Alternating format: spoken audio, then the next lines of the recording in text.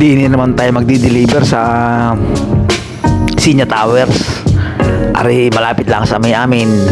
Ari aring motor, aring lakarin. Ay ako'y nagmotor na at ako'y bago mag-deliver din ay may dineliver pa akong pansit.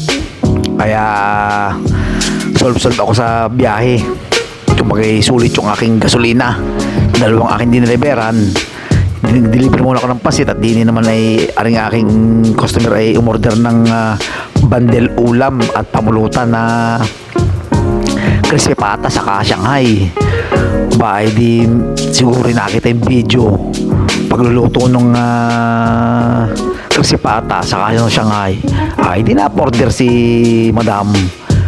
Ay paano nga naman ay makikita ganari kalaki yung aking pata. Tapos ay napakamura pa.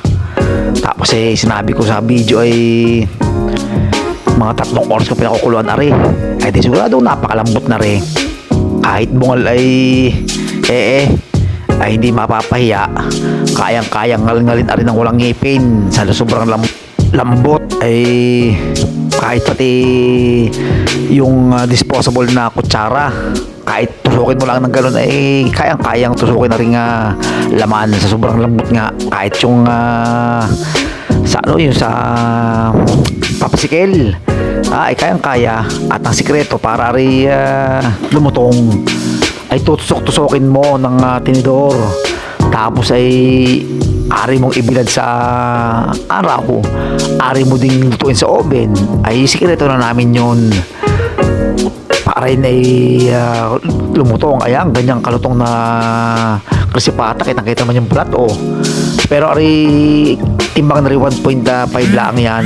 Ang in-order sa akin ay 1.8. Ayan ang order ni madam 1.8 na crispy pata, tapos ay 180 pesos na Shanghai.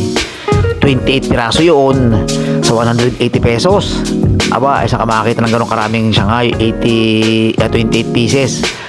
Ayan sa ulitin daw sarap daw. Yan ang mga comment Tapos eri sa Shanghai sarap daw ng Shanghai. Basahin nyo na lang yung mga comment ng Shanghai.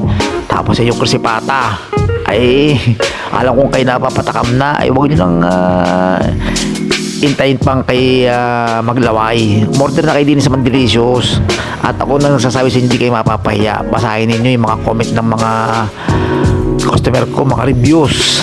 Ay sigurado mapapatakam kayo din